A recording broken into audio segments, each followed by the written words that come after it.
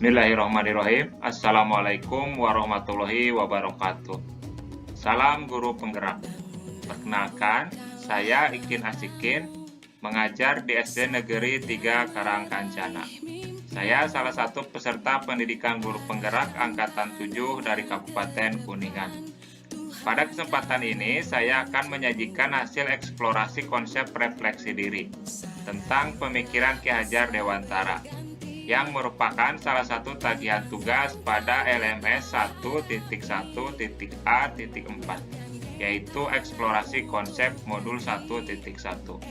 Mohon masukan, saran, dan umpan balik untuk perbaikan pengerjaan tugas berikutnya. Pertama yang ingin saya sampaikan, yaitu intisari pemikiran Ki Hajar Dewantara tentang pendidikan. Berdasarkan pemikiran Ki Hajar Dewantara, pendidikan dan pengajaran merupakan satu kesatuan yang tidak dapat dipisahkan.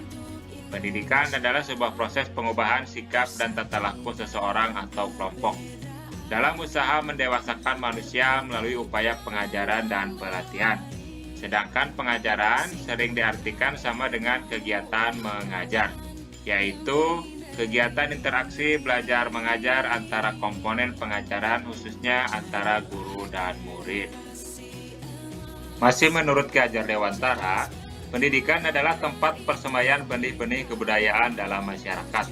Ki Hajar Dewantara memiliki keyakinan bahwa untuk menciptakan manusia Indonesia yang beradab, maka pendidikan menjadi salah satu kunci utama untuk mencapainya.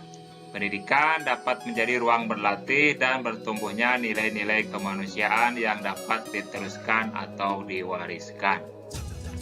Tujuan pendidikan itu sendiri berdasarkan pemikiran Ki Hajar Dewantara, yaitu menuntun segala kodrat yang ada pada anak-anak agar mereka dapat mencapai keselamatan dan kebahagiaan yang setinggi-tingginya, baik sebagai manusia maupun sebagai anggota masyarakat.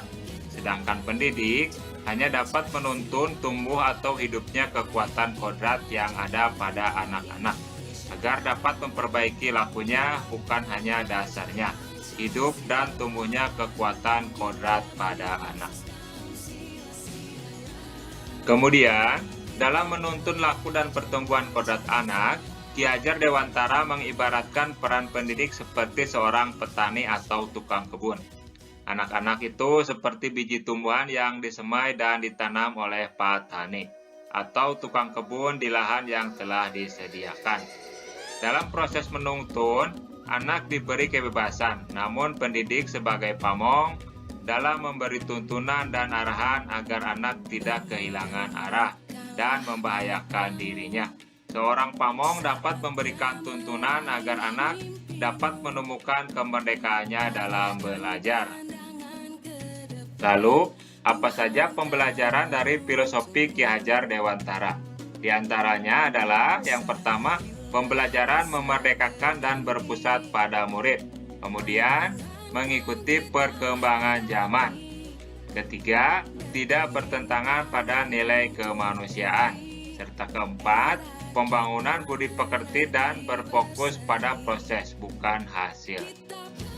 Sedangkan pada perubahan budi pekerti, Ki Hajar Dewantara berpendapat bahwa budi pekerti atau watak atau karakter merupakan perpaduan antara gerak pikiran, perasaan, dan kehendak atau kemauan, sehingga menimbulkan tenaga. Budi pekerti juga dapat diartikan sebagai perpaduan antara cipta, karsa, sehingga menciptakan karya atau psikomotor. Keluarga merupakan tempat bersemayamnya pendidikan yang sempurna bagi anak untuk melatih kecerdasan budi pekerti, seperti halnya pembentukan watak individual. Alam keluarga menjadi ruang bagi anak-anak untuk mendapatkan teladan, tuntunan, pengajaran dari orang tua. Itulah beberapa pemikiran Ki Hajar Dewantara tentang pendidikan. Bagian kedua yang ingin saya sampaikan yaitu bagaimana memandang diri sebagai pembelajar atau sebagai guru, dan pembelajar sebagai murid, jika dikaitkan dengan pemikiran Ki Hajar Dewantara. Sebagai pembelajar, guru harus bersifat among, sesuai trilogi Ki Hajar Dewantara yang kita kenal. Ingar sosung tulodo, ingma dia mangun karso, serta tuturi handayani. Atau kalau diartikan adalah di depan memberi teladan, di tengah membangkitkan semangat, serta di belakang memberikan dorongan. Yang kedua, pembelajaran sesuai kodrat alam dan kodrat zaman. Yang ketiga, kemerdekaan memilih metode pembelajaran dan evaluasi yang berpihak pada murid. Lalu bagaimana memandang diri sebagai pembelajar atau sebagai murid? Di antaranya yaitu dengan mengikuti perkembangan zaman dengan meningkatkan penguasaan ilmu pengetahuan dan teknologi untuk diterapkan pada proses pembelajaran, atau dengan mencari dan menemukan sumber belajar seluas-luasnya untuk menambah pengetahuan serta meningkatkan kompetensi diri.